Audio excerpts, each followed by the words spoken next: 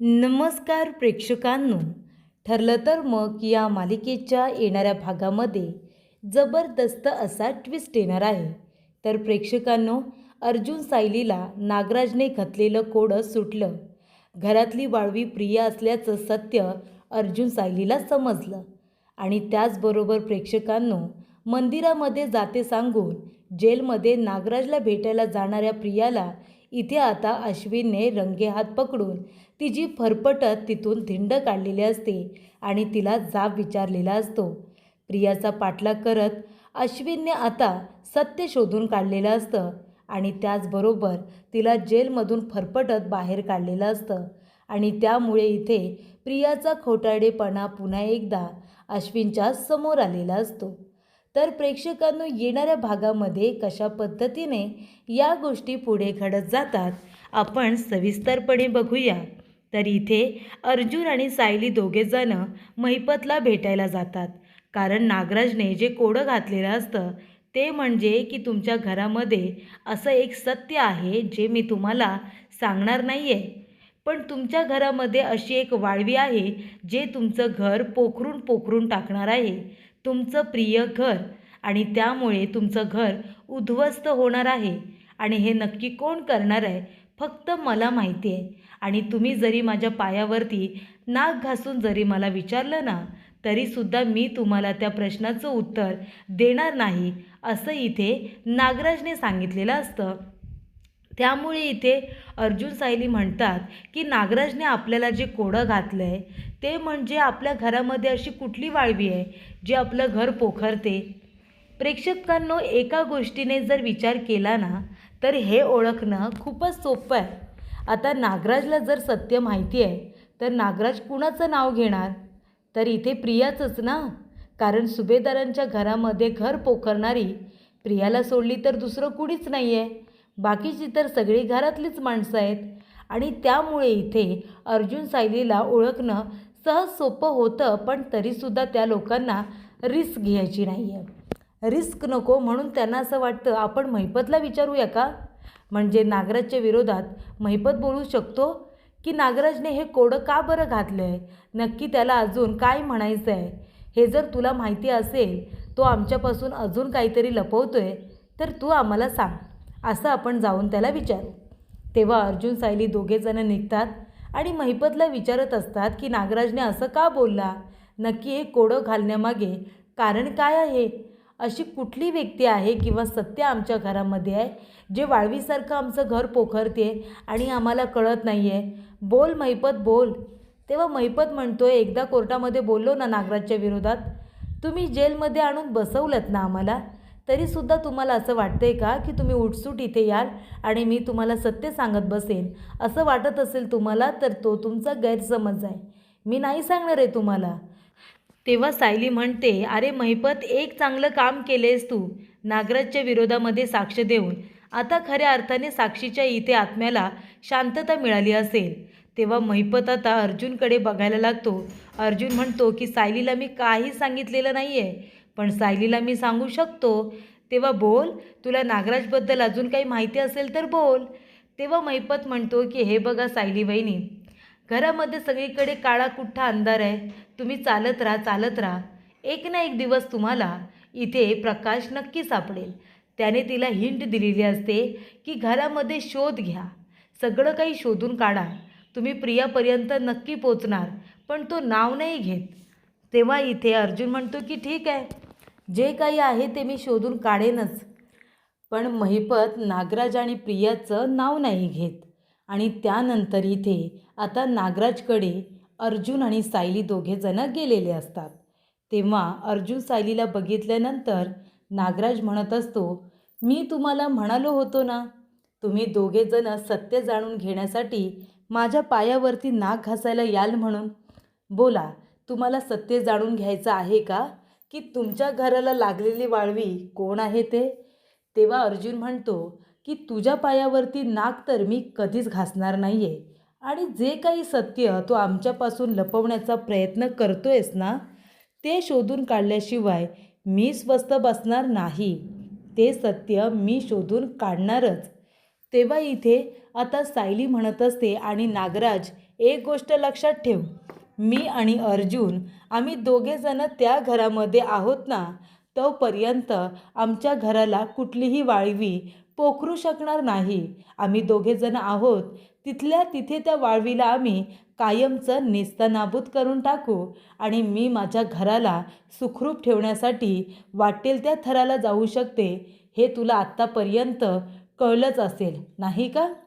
तेव्हा इथे आता नागराजला सडेतोड उत्तर दिल्यानंतर सायली अर्जुन तिथून बाहेर पडलेले असतात आणि ते दोघेजण विचार करत असतात की नागराजने जे काही कोडं घातलंय ते कोडं नक्की काय बरं असेल, घरामध्ये आपल्याला लागलेली वाळवी कोण आहे असा विचार करत असताना अर्जुन सायली आता दोघेजण बागेमध्ये निवांत बसलेले असतात आणि विचार करत असतात, कोडं उलगडण्याचा प्रयत्न करत असतात.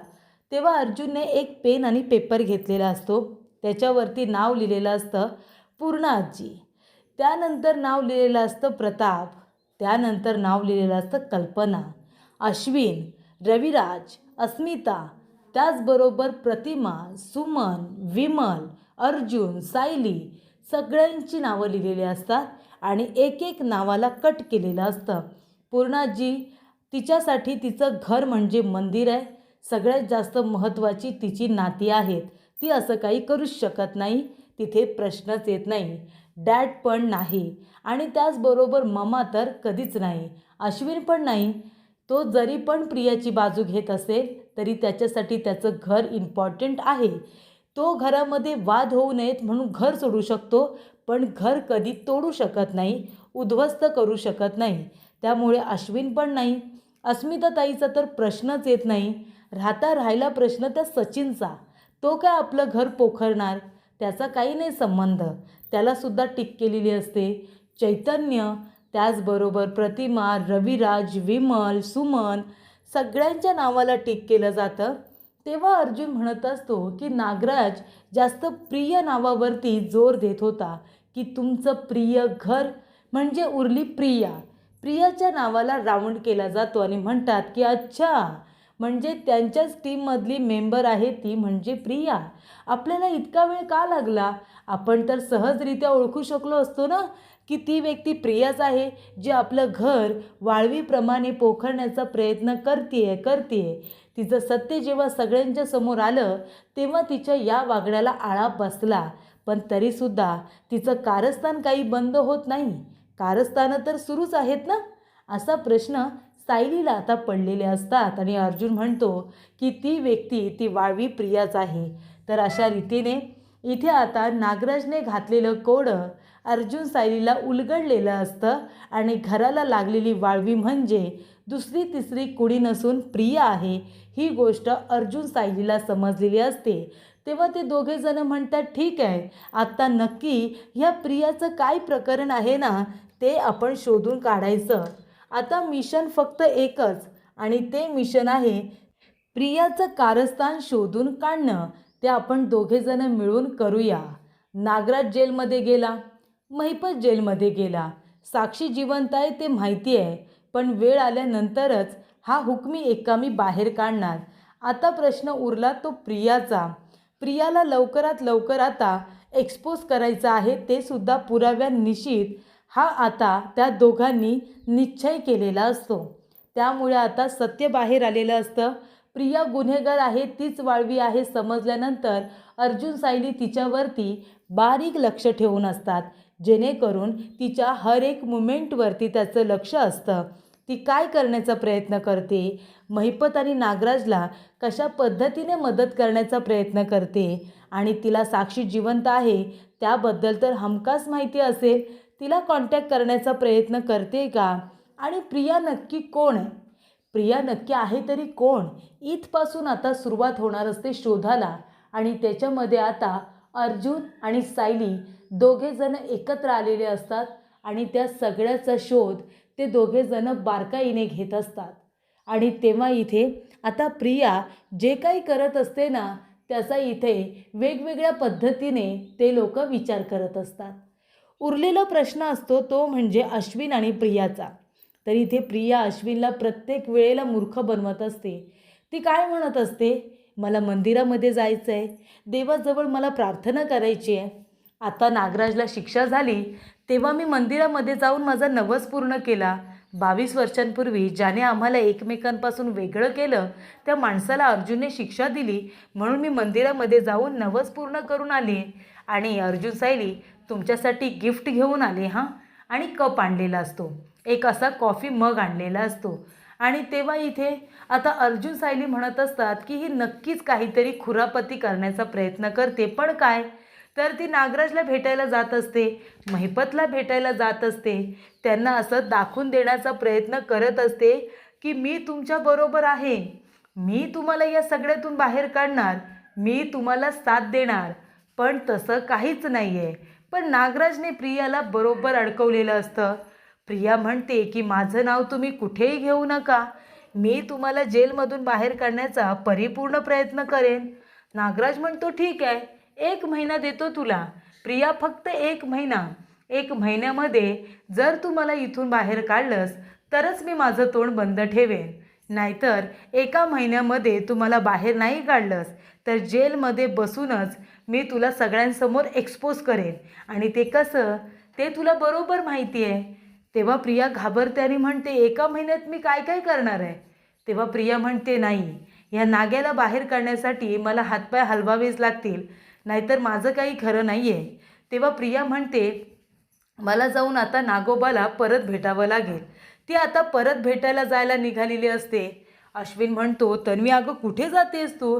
प्रिया म्हणते अरे असं काय करतोयस, मी तुला सांगितलं ना, मी आईबाबांना इम्प्रेस करण्याचा प्रयत्न करते. अरे देवी आईजवळ साकडं घातले, मी तुला सांगितलं तर होतं, मला पुन्हा मंदिरामध्ये जायचं आहे रे. तेव्हा इथे अश्विन म्हणतो तन्वी अगं आईबाबांना इम्प्रेस करण्यासाठी देवी आईला किती वेळा साकडं घालणार आहेस, ते तू घातलंस ना मागच्या वेळेला. आता तुला प्रयत्न करायचे आहे स्वतःमध्ये. रविराज काकाला आणि प्रतिमा आत्याला काही नाही आवडत, त्यांना खोटं बोललेलं आवडत नाही ना. मग तू एक असा निश्चय कर की तू कधीही खोटं बोलणार नाहीस, जे काही बोलशील ते खरं बोलशील. आणि त्यामुळे तू त्यांना इम्प्रेस करण्याचा प्रयत्न कर, देवी आईला नको. तू आता तुझ्या घरी जा, तिथे जाऊन तुझ्या आईवडिलांची माफी माग, ज्या काही तुझ्याकडून चुका घडल्यात ना त्या चुकांचं प्रायचित्य कर, त्यांना हे सिद्ध करून दाखव की तू खरोखरच सुधारली आहेस. तुझ्या खोटं बोलण्याचा त्यांना राग येतो ना, मग तू आता फक्त खरंच बोल ना. तेव्हा इथे प्रिया म्हणत असते अरे ते सगळं मी करेन रे, पण आधी मला आता गेलं पाहिजे. तेव्हा तो म्हणत असतो हे बघ, आता मंदिरामध्ये जाण्यापेक्षा तू जा आपल्या काकाकडे जा, रविराज काकाकडे, प्रतिमा आत्याकडे जा आणि त्यांना इम्प्रेस करण्यासाठी प्रयत्न कर, त्यांच्यासाठी काहीतरी चांगलं खायला प्यायला बनव जा. तेव्हा इथे प्रिया म्हणते हे बघ बरं ठीक आहे, मी जाते, मी जाईन तिथेसुद्धा, तू मला उगाच ना आता फोर्स करू नकोस. तेव्हा इथे प्रिया म्हणते की मंदिरामध्ये तर मला आधीच जावंच लागेल, त्यानंतरच मी त्यांना तिथे भेटायला जाईन. तेव्हा इथे अश्विन म्हणत असतो नेमकं हिचं चाललंय तरी काय, सारखी मंदिरामध्ये जाते मंदिरामध्ये जाते असं का बोलत असते. ही नक्की मंदिरामध्येच जाते ना की दुसरं कुठं जाते, याचा शोध मला घ्यायलाच हवा. आणि तेव्हा प्रेक्षकांनो इथे आता अश्विन काय करतो, अश्विन आता प्रियाचा पाठलाग करतो. तो म्हणतो की चल आज मी बघायलाच येतो ही नक्की मंदिरात जाते, सिनियरकडे जाते की दुसरीकडे कुठे जाते, हे मला आता शोधून काढावंच लागेल. आणि तेव्हा इथे आता प्रियाच्या मागोमाग अश्विन आपली गाडी घेतो आणि तिचा पाठलाग करायला सुरुवात करतो. आणि तेव्हा प्रिया नाही मंदिरामध्ये जात आणि नाही ती जात तिच्या आईवडिलांकडे. प्रिया गेलेली असते जेलमध्ये नागराजला भेटायला. ती त्याला सांगायला गेलेली असते की मी तुझ्यासाठी प्रयत्न करणार आहे, इथून तुला बाहेर काढण्यासाठी, तू फक्त माझ्यावरती थोडासा विश्वास ठेव. आणि हेच सांगण्यासाठी प्रिया आता जेलमध्ये नागराजला भेटायला गेलेली असते. आणि ही गोष्ट अश्विनने बघितलेली असते, त्याच्या पायाखालची जमीनच सरकते. तो म्हणतो की याचा अर्थ या मुलीचा खोटारडेपणा अजून काही थांबलेला नाही आहे. तो आता पाठलाग करत तिच्या मागे जातो. तेव्हा प्रिया नागराजला म्हणत असते काका तुम्ही काळजी करू नका हां, मी प्रयत्न करते तुम्हाला इथून बाहेर काढण्यासाठी. तुम्हाला आता माहिती असलेले जे वकील आहेत ना त्यांची फक्त नावं सांगा, तुम्हाला माहिती असलेले वकील त्यांना मी जाऊन भेटेन आणि त्यांना मी सांगेन तुमची केस घ्यायला. जो स्ट्रॉंग वकील असेल ना त्यालाच आपण निवडूया. तुम्हाला इथून मी लवकरात लवकर बाहेर काढेन. तेव्हा इथे अश्विनने तिचं बोलणं ऐकलेलं असतं आणि प्रिया एका गुन्हेगाराला वाचवण्याचा प्रयत्न करते ही गोष्ट समजल्यानंतर लगेचच इथे अश्विन प्रियाचा हात पकडतो, तिला फरफडत तिथून बाहेर काढतो आणि म्हणतो की तू एका गुन्हेगाराला इथे वाचवायला आलीस, मंदिरामध्ये जाते सांगून तू इथे आलीस ना, तुझ्या आईवडिलांकडे गेलीस. याचा अर्थ तू माझ्याशीही खोटं बोललीस. नागराज काकाला भेटायला यायचं होतं, हे सत्य तू मला का नाही सांगितलंस, असा प्रश्न आता अश्विनने विचारलेला असतो. प्रत्येक वेळेला तुला खोटं बोलायचं का असतं? तुझ्या या खोट्या बोलण्याचा सगळ्यांना राग येतो, त्यामुळे सगळेजण तुझ्याबद्दल जो विचार करतात तो एकदम बरोबर आहे. आणि इथे अश्विनने आता प्रियाचा हात पकडून तिला फरफटत जेलच्या बाहेर आणलेलं असतं आणि आत्ताच्या आता घरी जायचं, नागराज काकाला भेटायचं नाही असं तिला ठणकावून सांगितलेलं असतं. तर अशा रीतीने प्रेक्षकांनो, प्रियाचा पाठलाग केल्यानंतर अश्विनच्या समोर पुन्हा एकदा प्रियाचा खोटाडेपणा आलेला असतो आणि त्यामुळे त्याने फरफटत तिला तिथून बाहेर काढलेलं असतं आणि ठणकावून सांगितलेलं असतं की पुन्हा जर खोटं बोललीस तर माझ्याशी गाठ आहे. त्यामुळे इथे प्रिया आता पुन्हा एकदा तोंडावरती पडलेली असते आणि अश्विन समोर ती आता मान खाली घालून घरी आलेली असते.